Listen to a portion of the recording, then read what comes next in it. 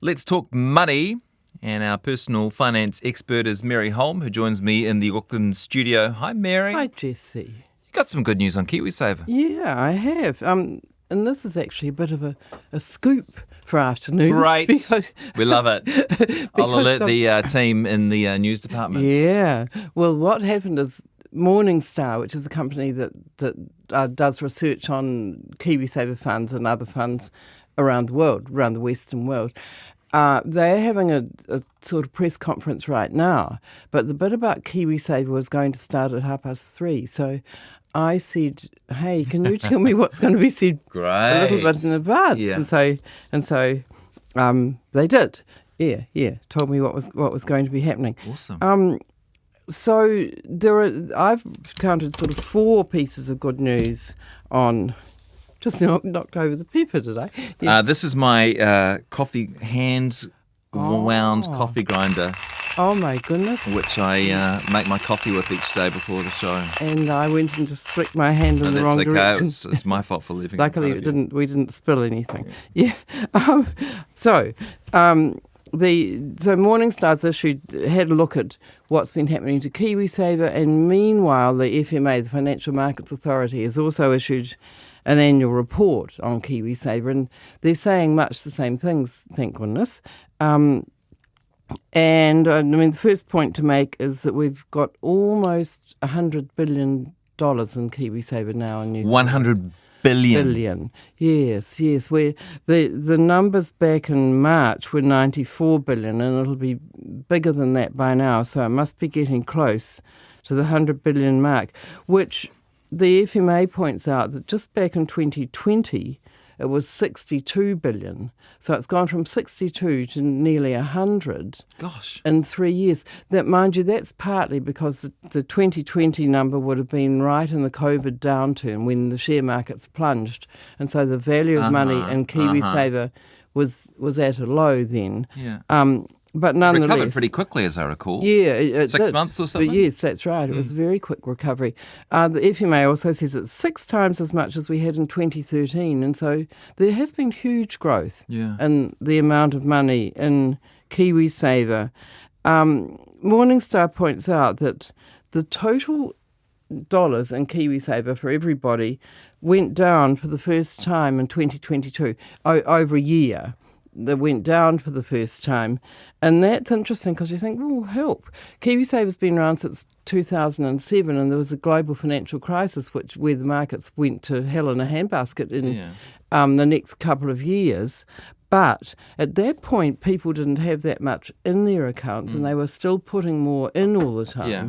And so with the balances in the accounts going down, that was sort of overwhelmed by the new money coming in. Mm-hmm. But now that we've had 15 years of money, the balances are now way, way bigger than the new money coming in, if you see what I mean. And so now the markets, the total amount gets affected by downturns in the way it wouldn't have so much in the early days. And they're saying from now on in, as it gets bigger and bigger, the total dollars in there, that will absolutely overwhelm new dollars coming in. And so when the markets turn down, the total dollars in the funds will drop. I'm just keeping up. But the good news, the good news is, well, I was talking to someone in the industry recently. He thinks we're on the verge of something quite special in New Zealand, that we actually have a lot of wealth now, and he thinks that we're about to enter a golden period in New Zealand because we have this sort of backstop pile of money. He said it as in the past when we had a recession, suddenly everything would stop. So now there's this money that's looking for a home, and we might have the economic resilience that the building keeps getting built when things that's interesting turn down. One theory from one person fairly high up in that industry. Quite positive. Yes, and I counted 4 positive things going on. The first one was that we're increasingly putting money into growth funds, into growth and aggressive, the highest risk funds, the ones that are invested largely in shares and quite often a bit of property as well, as opposed to the lower risk ones, which are largely in term deposits and bonds. And so that trend is really happening with the increasing tendency of people to be investing in the growth funds. It's partly because a couple of years ago the default funds, the funds which people go into if they don't choose, were moved from conservative to balanced. Yeah. And that has helped the whole trend of New Zealanders' KiwiSaver money being in higher risk than it used to be. But that's only partly what's going on. It's also, it would seem that people are getting braver and putting their money in the higher risk funds because over the long term it grows faster. Or braver, or you would say getting more educated, because you would expect most people to be in KiwiSaver for the long term. Yes. And the recommendation is if you're in for the long term, you go for those higher, those growth funds. Unless you're planning to take money out fairly soon from your first home or in retirement. But other than that, it really is good that people are getting into the growth funds. So that's despite the fact that there was a bit of panic when in the COVID downturn. Some people moved out of higher risk then. But as we were saying a minute ago, the recovery from that was extraordinarily quick. It was only about 6 months or so before the markets turned around and went back up again. More recently, last year, the markets were up and down a fair bit and things are still not, we haven't had a huge, big market recovery, and that's probably more typical. But I think people are learning that if they go into the higher risk funds and they will go down, but they do come back up again, and people have got braver about it is my guess. The other factor that's going on, so there's people moving into growth, but also the growth funds themselves are growing faster than the low risk funds. So they should. So yes, absolutely. And like Morningstar says, the conservative funds over 15 years grew an average of 4.7% a year, balanced 6.1% and growth 7%. So when you look at the long-term data, you're getting faster growth in the higher risk funds, which is absolutely what we would expect. So that's good in itself, that more and more people are getting into the high risk ones and coping with the downturns. Second thing that I thought was of note was that there's more choice for investors. There's increasing choice. We've talked about KiwiSaver cryptocurrency fund and a lot more ethical funds of various kinds. There's now Craig's has all the way through KiwiSaver permitted people to invest directly in individual shares or across a range of investments. We've got Invest Now and Shares is in the market now offering a whole lot more flexibility. So if you want to choose individual shares or be in a range of different funds with different providers, you can do that through those particular schemes. So there's certainly more choice. I would say for most people, I wouldn't necessarily venture into all of that. I would just keep it simple and stay with an ordinary provider just offering a growth fund or aggressive fund. Yeah. But for the more sophisticated ones who want to do some fancy stuff with their investing, the options are there now. Third good news thing is fees, and this is really important. Now, Morningstar says that providers' fees have more than doubled their fee income since 2016, and you think, oh, help, that's distressing. They've got more than twice as much as they had coming in 2016. But that's largely because there's been a growth in the amount of money in the funds, and so they're taking a percentage of the dollars that are sitting in there. Makes sense, doesn't it? Yes, it does. The key thing is that for every dollar invested, the fees are going down. And this FMA has also noted that finally, for the first time really, across the board, well, not across the board, but on average across the board, fees have gone down. Despite the fact that more people are moving into growth funds, and growth funds tend to charge higher fees. But despite that, the fees are going down. Morningstar says over the last 6 years, conservative fees have gone down 8%, balance down a whole 22%, and growth down 16%. So the fees are going down. One reason why the balance fees are going down is because the default funds got moved into balance, and the government said they've got to be low fees. And so that certainly helped the trend. Yeah. But it's not just that. The providers are getting the message that people are taking notice of fees, which is something that you and I have talked about plenty of times.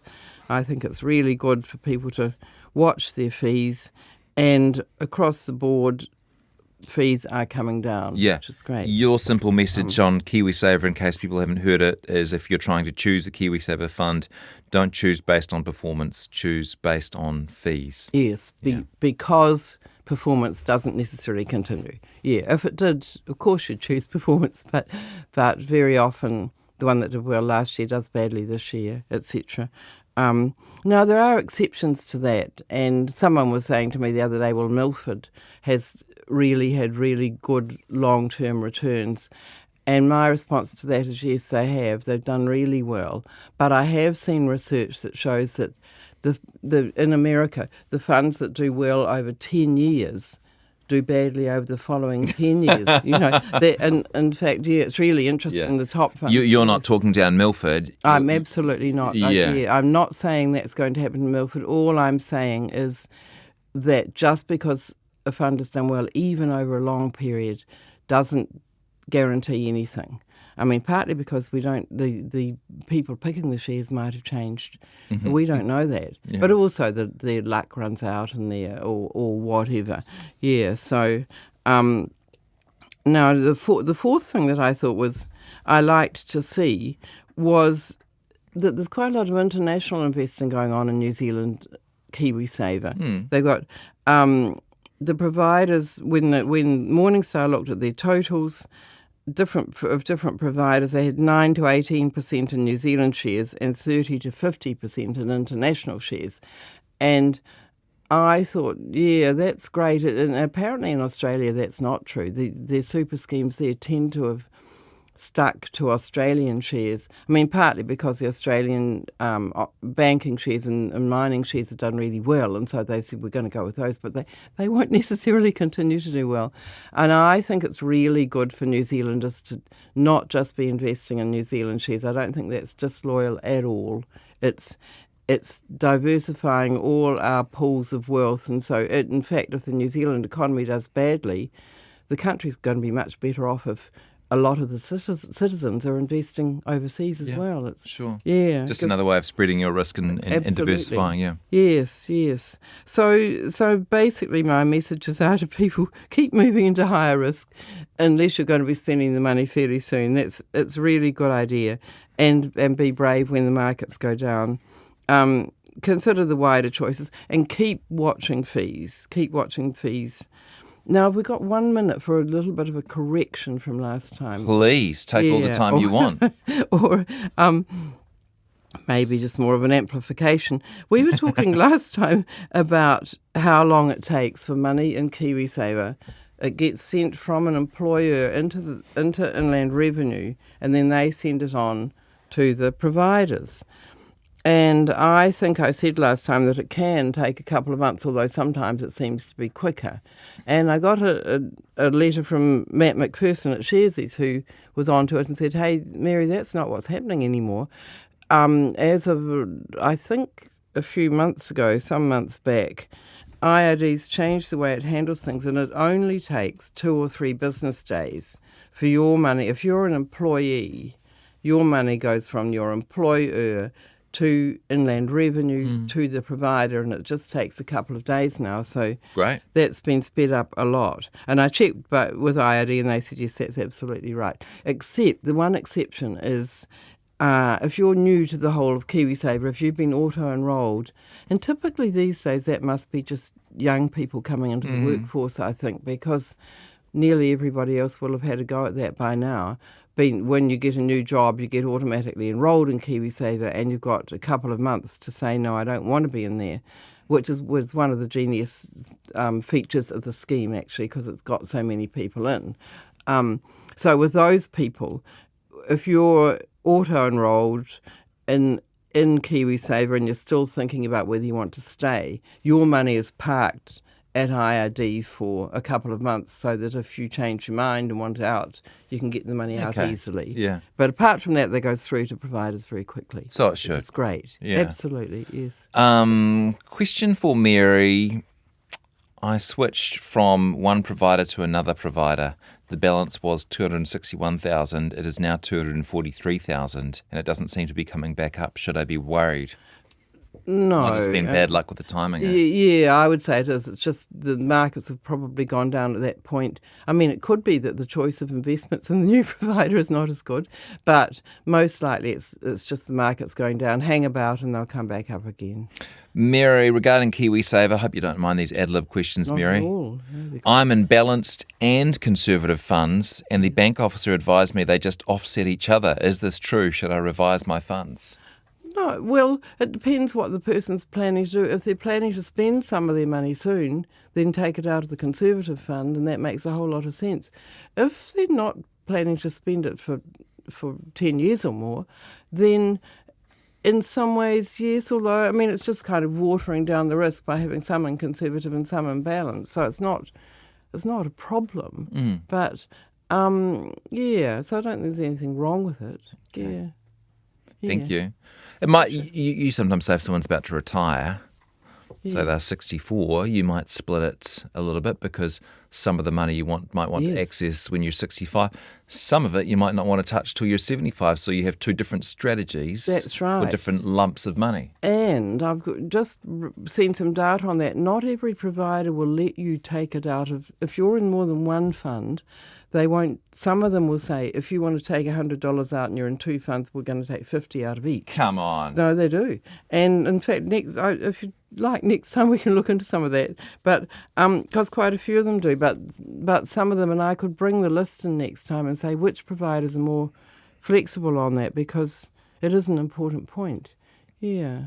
Thank you very much. It's a pleasure. Can I say one quick thing? Yeah. Listening to you as I was driving a Noel Coward song, he has got to be the cleverest with lyrics, with the rhyme and the lyrics. Yeah. And that of no one since has been as clever. Oh, I Have you love listened to that. the words? Yeah, I was only half Yes. listening to those lyrics. Somebody was quite offended by that song. Oh, yes, I can see that. They were Possibly a bit dated in some of the they were saying they don't references like to the other Asia, they countries. like Yeah. America. Yeah. but the rhyming was so clever. Cool. Yeah. Thank you, Mary. Great to see you. Pleasure. Personal finance expert Mary Holm, who's in every couple of weeks. And if you love hearing what she's got to say about money and what to do with it, there's a link to all of her previous conversations on our podcasts page on the RNZ website. Time for the headlines now.